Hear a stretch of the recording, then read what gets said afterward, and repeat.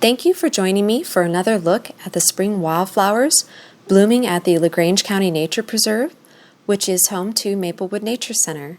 My name is Nature Leslie, and I serve as the naturalist for LaGrange County Parks and Recreation. Right now, our heavy hitters are in bloom. A lot of the early, ephemeral, more delicate flowers are done blooming, and they have been replaced by bigger, more abundant species. Our first flower is large flowered trillium. There are several trilliums in Indiana, and as the tri in the name implies, they have 3 simple leaves in a whorl with a single flower that has 3 petals. The petals are white, but they often fade to a pink blush as they age. The petals of the large flower trillium overlap at the base. They are very eye-catching flower, especially when you have them in the mass groups like what we have here at Maplewood. In addition to splashes of white, you will also see a lot of flowers with shades of lavender. Wild geranium is extremely common. The leaves are palmate, meaning they look like the palm of a hand, with 3 to 5 deep toothed lobes. Most often there are 5. The flowers are a shade of pink or purple with 5 petals. You may see a single flower or a small cluster at the top of a stem.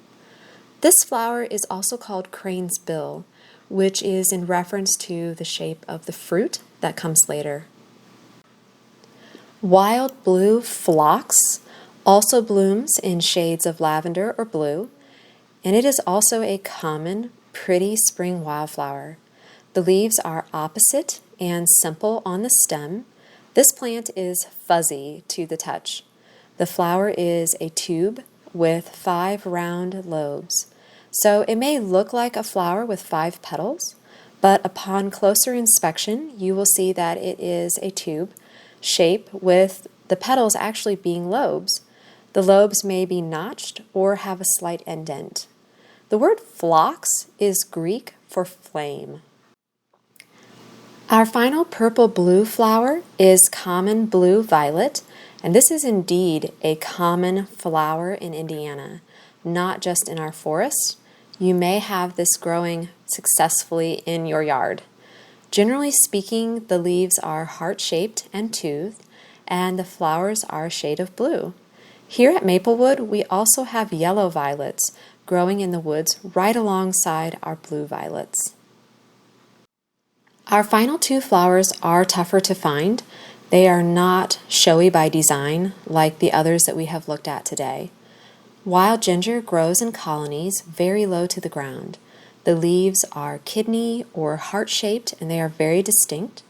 This plant is velvety to the touch.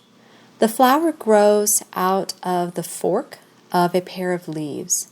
It is maroon or burgundy in color, and it has 3 long tapering sepals that may bend backwards against the flower. The leaves are aromatic if you crush them, and the root of wild ginger can be a decent substitute for the commercial Chinese ginger that we see in the grocery stores. We will end with a more uncommon spring wildflower, large flowered bellwort.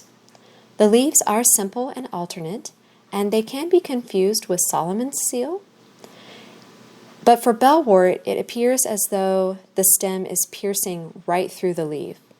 The flowers droop over at the tip of the main stem. The petals are a soft yellow, and they have a bit of a twist to them. The plant has the appearance that the flowers are simply too heavy, and so it is drooping over. The scientific name of this plant references the uvula, which hangs at the back of your throat, kind of like the flowers that dangle here. Thank you very much for joining me, and I hope that you have enjoyed looking at some mid-spring woodland wildflowers. References for this talk are Michael Hamoya's Wildflowers and Ferns of Indiana Forests, Lawrence Newcomb's Wildflower Guide, and Wild Food Plants of Indiana and Adjacent States by Alan McPherson and Sue Clark. Thank you very much, and until next time, stay safe on the trails.